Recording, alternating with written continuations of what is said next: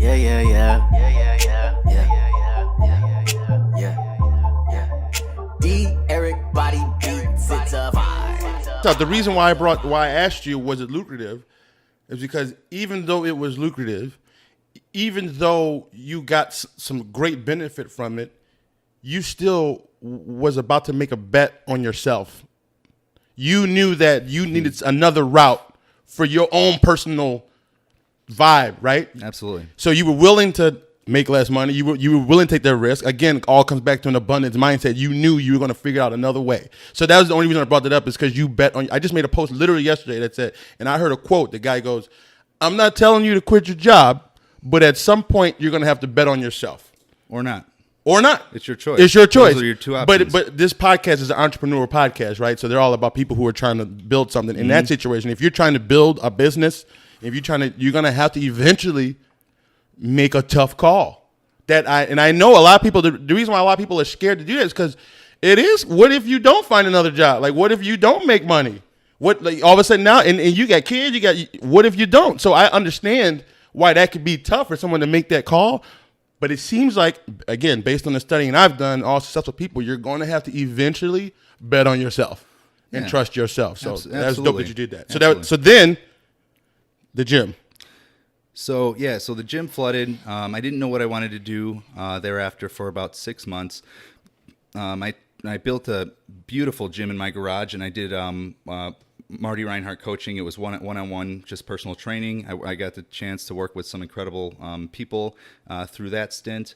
But I just knew I needed to find something different. So I literally I cleared my whiteboard, drew a bunch of stuff up there, called people that I know that are entrepreneurs, called people I know that own their own businesses, and I, picking their brains. Hey, is there any opportunity? What do you think? Blah, blah, blah. Just trying to see what's out there. Two of the gentlemen I spoke to were in real estate industry, and they're both of them were like, you would be amazing. And then one of them said, at the click of a button, there will be 10,000 people knowing that you're now selling real estate, that know you, trust you, and love you. He said, then like they had a following or something? No, me. I had a huge your following. Yeah. Your personal following. Right. From the gym. I mean, my organic following, I was getting 5, 10, 15, 20, 27,000 views organically on my videos. I went back and looked at that, and I'm just like, holy crap! I didn't pay for these videos, and this organically organic. Too. It was beautiful. So, but the messaging was perfect, and it's what people needed to hear, and it helped a lot of people. So that brings me a lot of fulfillment. So it's cool. So gym was gone. I didn't know what I wanted to do. I talked to these guys. They said real estate would be great for you. I was like, okay, cool. I was literally, from the time I said, so I walked in the house, check this out.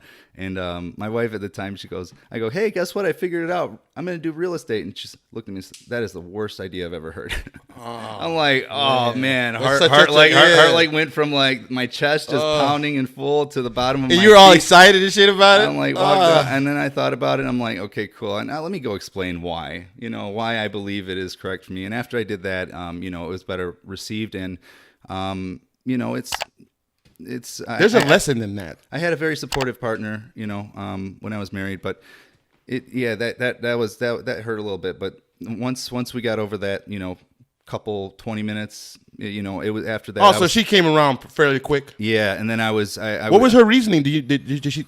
What was the back and forth about that at first? Because she, because it's like, okay, now you're going into something else where you're gonna be working nights and weekends again, right? Which is true. I mean, I work nights and weekends, but what I'm creating right now and what I'm building right now is, I'm freeing. I've already been able to free myself up most nights and almost all weekends. So I don't have to work on the weekends. I sometimes choose to work on the weekends, and every week I take Wednesday off just to be with my two beautiful daughters all day long and give them my full undivided attention. So I can't be halfway in and halfway out because that's where I stay. I can't be doing those two things at a time. So I'd prefer to do, when I'm not with my girls, be fully committed to my work. When I'm not when I am with them, I want to be fully committed and in their world and give them the attention and love that they deserve. You know what? It's funny you just used the word committed. I read something maybe 2 days ago, and there's a difference between trying and committing, and I just made a post about it. Committing is so much more difficult than trying. I feel like when people say, let me ask you this, as a person who's inspiring people and talking to people, you know, people come to you for like vibes and feel goods and life coaching type shit. Can you hear when people talk, like, can you hear the subtleties in how they're speaking to themselves? I receive it. I feel energy. I receive energies. Words don't. Well, no, I'm talking about like how they're talking to themselves. So for instance, absolutely. Words are very powerful. And a lot of people say, oh, I can't do this or I can't do that. Or even trying, I'll try. In the past, I say, okay, cool. Well, this is not the past. Today's today. You know, everything that you've done in the past could have been, and today will be different if you choose that for yourself. Right. It's like and some people think I'm crazy when I say this, but they'll say, "Oh, we're this." Well, you know, I'm trying to do this, and I'm like, personally, at least for me, and what works for me is I don't even acknowledge whatever the fuck was. It doesn't matter because, like you said, it literally whatever happened 30 seconds ago is gone. It's done. It happened already. So personally, what good does it do for me to even dwell on anything that already happened? My whole thing is, okay, starting right now, what are we going to do to fix this issue? Or what are we going to do to improve? So you'll never hear, as a matter of fact, that's kind of where this shirt comes from. You know, I told you a story about my grandmother, right? Yeah. It's so, the power of believing in yourself, like you said earlier, like when you believe in your, like, that's fucking huge. It's so powerful when, like, your words, especially like in affirmations and writing this shit down, like all. Listen, I know some people say it's energies, and it's still energy, but I really believe in the power of like how you speak to yourselves, and it's subtle sometimes. Like again, trying versus committed. I'm going to say I'm going to do it instead of saying I'm going to try to do it. Absolutely. Because when you try to do it, I'm not saying you can't succeed, but you're leaving yourself that doubt. You know what I'm saying? It's like a little out. Absolutely. It's absolutely.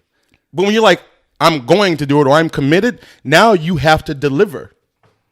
And that's tougher because life shit happens and shit's tough. But CARESNONE Nation, at least what I'm trying to build is we encourage that tough.